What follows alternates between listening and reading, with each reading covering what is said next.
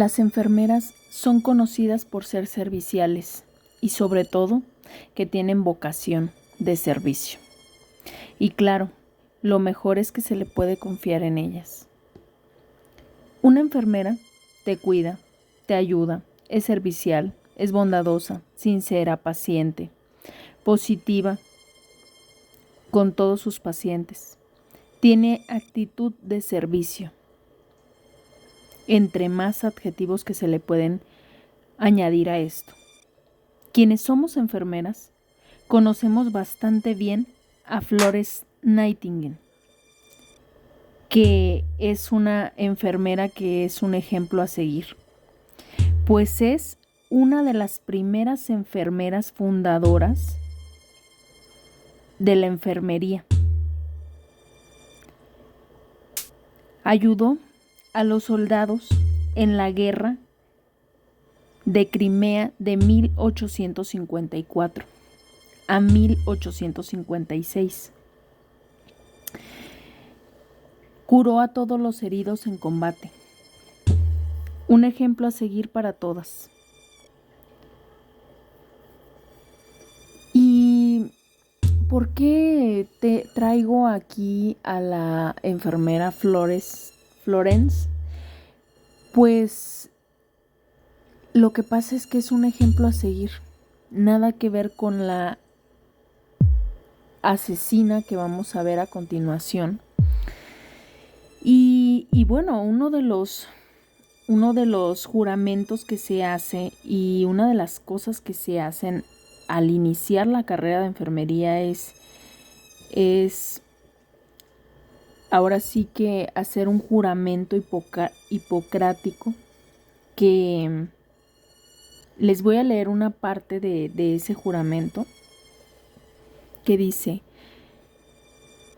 juro solemnemente ante Dios y en presencia de esta asamblea llevar una vida digna y ejercer mi profesión honradamente. Me abstendré de todo cuanto sea nocivo o dañino y no tomaré ni suministraré cualquier sustancia o producto que sea perjudicial para la salud. Pero, bueno, regresando a Beverly Allitt, creo que a ella se le olvidó este juramento. Y en muchas de las manos de Beverly Allitt, los bebés solo pasaron por ella para morir. Para ella, el aprender en la enfermería solo le ayudó para matar. Y no matar a cualquier persona, sino a los bebés que son vulnerables ante cualquier suceso que les pueda pasar. Creo que fue una asesina que fue bastante mala, pues se llevó a los niños que realmente no son tan puros, no tienen malicia, no debió de haber hecho lo que hizo, pero en fin, es una de nuestras asesinas que es digna de meter a la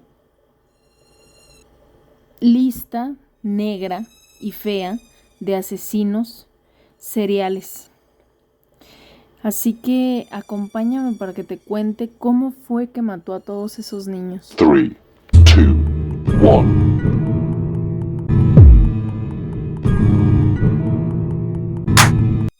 En 1991, el 21 de febrero, 2 bebés murieron y 9 sobrevivieron, aunque con secuelas diferentes. El ángel de la muerte provocó los inexplicables casos de al menos 13 niños en la sala 4 del servicio de pediatría del Hospital Grantham, en Inglaterra. Su primer víctima fue el pequeño Liam Taylor, de 7 semanas de nacido. Fue ingresado por bronquitis. Los Taylor dejaron a un bebé aún sano, pero la amable enfermera les pidió fueran a descansar, pero cuando regresaron el bebé estaba cianótico y con pocas probabilidades de continuar. No podía respirar bien y los médicos lo reanimaron y dejaron al bebé con Beverly en el turno que le tocaba esa noche. Pero más tarde el bebé dejó de respirar y casualmente, sin escucharse ninguna alarma de los equipos de enfermería encontrados y conectados a él, la enfermera muy eficientemente consiguió darse cuenta que el bebé estaba mal y conectaron al bebé a una respiración asistida, pero no mejoraría, así que se le tuvo que desconectar y falleció. 36 horas después de ser ingresado a la sala de urgencias, se le mandó a hacer exámenes patológicos y el doctor a su cargo se sorprendió de leer la autopsia. El bebé había fallecido por un infarto masivo y fue clasificado su fallecimiento por causas naturales. 2 semanas después, hubo una nueva muerte. Timothy, de 11 años, con parálisis cerebral, falleció después de ingresar por un ataque epiléptico. El doctor Porter pensó que fue un ataque epiléptico que había acabado con su vida, pero que equivocado estaba. Durante la investigación se demostró que no le tocó turno a Alid, pero se encontraron pruebas de que había ido al hospital por una extraña situación y se cree que en algún momento de la noche pasó por la sala y asfixió a Timothy. Justo 3 días después de que Timothy había fallecido, ingresó una niña que se llamaba Callie con una infección de pecho y sufrió un extraño colapso, bastante extraño, que por suerte pudo ser reanimada. Al ser trasladada a otro hospital, ya no tuvo más ataques y se pudo recuperar. Los médicos de la sala 4 de pediatría comenzaron a pensar en la posibilidad de que se tratase de un brote infeccioso en las salas, pero se tomaron todas las medidas pertinentes de descontaminación de las salas y se compró un equipo adicional para evitar que fuera cosa del hospital. Pero Alid siempre estaba en medio de todas esas muertes, cosa bastante extraña, y siempre era la que alertaba que el familiar o el bebé ya se estaba muriendo. Siempre se mostraba muy cercana con los familiares y su errado concepto era cuanto más daño infligía a un niño, más elogios recibiría. Los niños solo eran un vehículo para satisfacer su ego y su fantasía de control sobre los demás. Beverly tenía un síndrome que era un trastorno poco conocido que se llama síndrome de Munchausen. Es un trastorno bastante grave que se caracteriza primeramente por inventarse enfermedades que no existen, inventarse alguna clase de dolor o de cosas que no existen en su cuerpo. Alid guardaba la calma mientras el niño, a su cargo, se debatía entre la vida y la muerte. Parecía guiada por la compasión que tenía sobre su carrera, pero era por el impulso homicida. El 23 de marzo del 91, Paul Crampton, de 5 meses a causa de bronquitis leve, es importante decirlo, y casi a punto de dar de alta, casualmente empeoró de forma muy repentina a pocos minutos de que Ali comenzara su turno. Casualmente, le hicieron un examen de sangre que arrojaba un resultado bastante extraño y, sin ser diabético, presentaba bajos niveles de azúcar. Se le suministró glucosa y se le pudo estabilizar. Y al día siguiente mejoró bastante, pero era porque Ali había dejado de ir por esos días porque tenía días libres. Pero como claramente ya no tenía acceso al bebé, pues se mejoró. El doctor Porter le hizo exámenes completos y los resultados llegarían hasta dentro de 15 días, después de haberlo tratado al bebé. Pero mientras tanto, Ali hacía de las suyas en el hospital. En los análisis de sangre de Bradley se encontró un nivel de insulina bastante alto. Jean ingresó a causa de una caída desde una ventana y tuvo una fractura de cráneo, pero parecía como si la consecuencia de la lesión le hubiera hecho el tener estos síntomas que solían presentar los pacientes de Ali. El 5 de abril, las gemelas Katy y Becky, de 2 meses de edad, ingresaron por una gastroenteritis. Siendo prematuras, se les tuvo un poco más de cuidado, pero Ali estaba ahí para atenderlas o matarlas. Por la tarde, Ali anunció que la pequeña estaba fría al tacto y que pensaba que era un ataque hipoglucémico. Sin embargo, fue dada de alta y murió en su casa. En la investigación se demostró que la enfermera le había inyectado insulina por una vía incorrecta. Se necesitaba que fuera intravenosa y la enfermera se la puso intramuscular, así que el efecto fue más lento de como lo esperaban.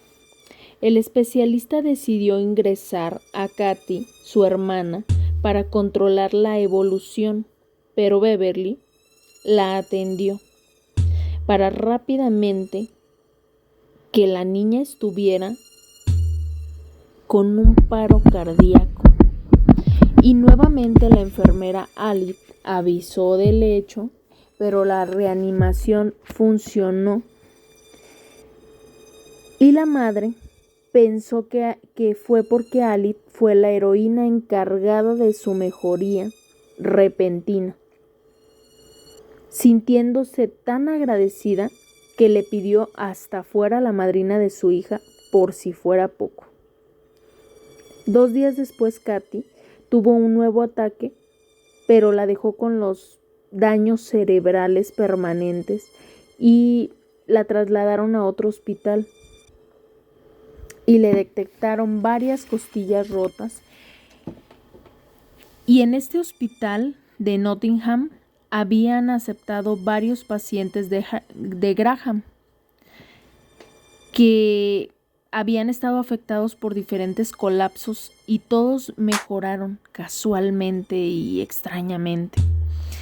El 7 de abril, Michael Davison, de 6 años, fue operado de urgencias por un disparo y todo salió muy bien, pero fue trasladado a la área de pediatría y la sexta vez que se le pusieron los antibióticos, el joven sufrió un shock anafiláctico y claro, Alit fue quien lo suministró el medicamento.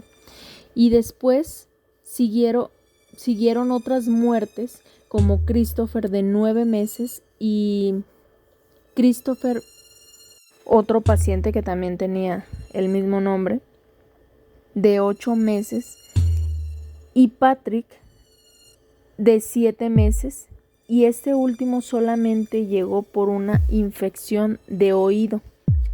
Casualmente también pasó por la misma situación y terminó con un daño cerebral permanente. Los doctores que estaban a cargo de toda la área de pediatría se reunieron con la jefa de enfermeras, pues estaban preocupados por tanto que había pasado y para compartir las impresiones de cada uno de ellos del por qué pasaban estos accidentes y estas muertes. Y el hospital de Nottingham estaba recibiendo más pacientes de lo acostumbrado, así que decidió alertar al hospital de Graham. Pues fueron 2 semanas en las que llegaron bastante seguido pacientes que venían del otro hospital. La última víctima fue Clairine, de 15 meses, que ingresó el 22 de abril por asma.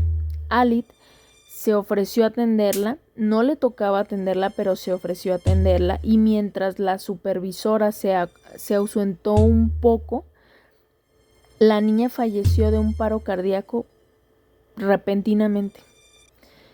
Fue lo último que hizo en cuestión a matar a una persona. Pues después le llamaron a la policía y se contrató un médico que fuera de por fuera para ver a los pacientes y saber si era o no una negligencia. Y mientras las investigaciones seguían, se instalaron cámaras en toda la sala 4 del hospital. El análisis salió tras pasar 15 días del bebé que le habían tomado las muestras y arrojó fuertes valores de insulina. Y el segundo examen al siguiente bebé también arrojaba casualmente lo mismo y los mismos datos. Para esto se supo que la llave de la zona donde se guardaban los medicamentos controlados se perdió. Y la última que se supo tenía la llave fue Ali. Todos los bebés se les hizo el mismo examen y todos arrojaban el mismo resultado. La investigación arrojó que recién contratada Ali estuvo en todas las muertes de estos pacientes y el 21 de mayo del 91 se decidió arrestarla, pese a que no había pruebas físicas, pero al interrogarla siempre dijo que no lo había hecho. Sus compañeros del trabajo no lo creían que fuera culpable.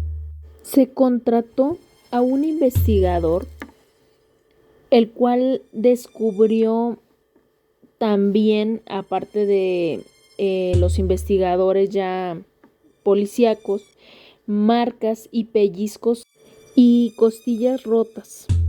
También se demostró que había aire en los brazos de Kaylee. Se consiguió el historial médico de Alit, donde salió a relucir sobre su síndrome, que era más que obvio que ya lo tenía desde hace tiempo.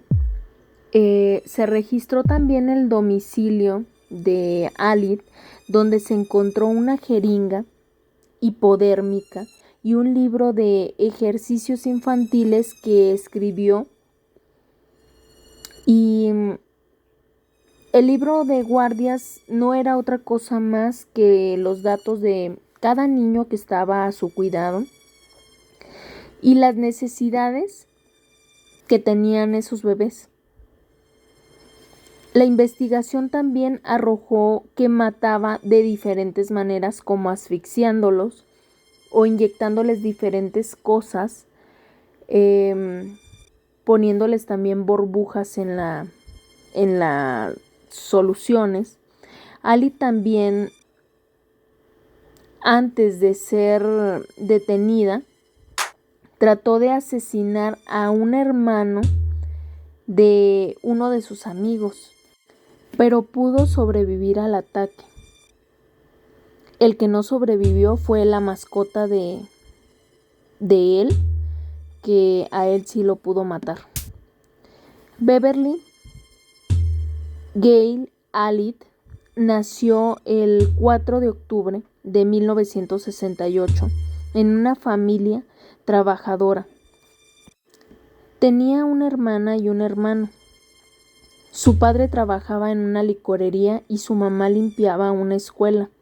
A los 13 años engordó mucho y comenzó con conductas algo extrañas, y pues sus conductas extrañas eran que se caía con mucha frecuencia, llegaba a la escuela con vendajes, curitas y hasta cabestrillos. Siempre le pasaban cosas y a veces sus compañeros de la escuela la admiraban por sobrevivir a tanto que le pasaba, pero tardó muy poco en enfadarlos a todos, y pues después de esto se aisló demasiado con sus compañeros, pero ella padecía el síndrome de Munchausen. Y bueno, ya les comentaba que significaba que se provocaban lesiones para llamar la atención, o dolores de cabeza, trastornos digestivos, cortes, lesiones en la espalda, cualquier tipo de lesiones. Llegó a mentir hasta con caídas de caballo, de haberse caído de un caballo, de ser atropellada con un coche, y a los 17 años decidió estudiar enfermería. Y en el 87 fue admitida por el Hospital Grantham. Tuvo un novio, el cual decía que la violó y que la golpeó, y también llegó a decir que tenía VIH. En las prácticas de la escuela pasaron sucesos bastante extraños. En una residencia de ancianos, como prenderle fuego a las cortinas del baño y tirar heces fecales a la nevera, cosa que después de que ella salió de hacer sus prácticas ya no pasó nunca nada. Por esos días convenció a un médico que le extirpara el apéndice, y ella misma, antes de que le cicatrizara, se abrió la herida nuevamente. Fue rechazada por varios hospitales antes de entrar a trabajar al Hospital Grantham. El 15 de febrero del 93 se declaró inocente de los asesinatos de la Sala 4, pero a ella le encantaba sobre todas las cosas le pusieran atención, y los medios estaban sobre de ella y sobre del caso. Desarrolló anorexia nerviosa estando en la cárcel y perdió bastante peso considerable.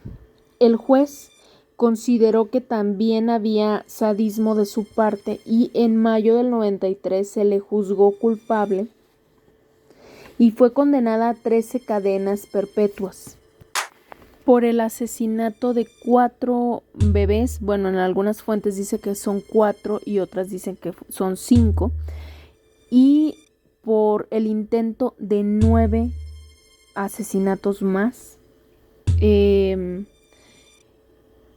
Nunca mostró ningún arrepentimiento ni emoción alguna al escuchar su veredicto, solo se le vio sonriendo después de que salió del juicio al subirla al vehículo policial. Hasta ahorita cumple su cadena en el hospital psiquiátrico de Rampton. A la gemela Kathy, las autoridades le otorgaron 2.25 millones de libras para cuidados paliativos. La área del piso 4 de pediatría fue clausurada, dejando a más pacientes dañados por este problema que fue el de Beverly Allitt. Pues he aquí el caso de Beverly Allitt, que sin duda fue una de las asesinas seriales más malas que tuvo Inglaterra. Y casualmente, esto fue en el 91, cuando detuvieron a ella, y justamente en ese tiempo también Harold Shipman, que también era de Reino Unido, pero él era doctor, también estaba haciendo de las suyas, ahí iban a la par, y también era de Reino Unido. Muy terrorífico saber que tanto médicos como enfermeras, quizá en alguna parte del mundo, ya no solamente de Estados Unidos, sino de todo el mundo, hay personas que pueden llegar a hacer cosas muy malas. Y era lo que les comentaba cuando hice el video de Harold Shipman, que había una enfermera que se dedicaba también a hacer cosas muy malvadas. También, si nos vamos a adentrar un poquito más, también en el doctor Marcel Petiot, que también era un médico. Algo que no sé si lo dije o no, pero a Beverly la apodaron el ángel de la muerte, y creo que estaba súper bien su apodo, porque realmente así era el ángel, porque era una enfermera, pero al mismo tiempo era el ángel de la muerte porque ella misma los mataba. En fin. Así que bueno, pues como quien dice, ahorita ya no hay ni de quién cuidarse si se pone uno a adentrarse en estos temas. Pero bueno, espero les haya gustado mucho mi video y sigan viendo todos los videos que siguen. Tengo algunos videitos ya listos. Y pues nada, espero verlos la siguiente semana. Chao.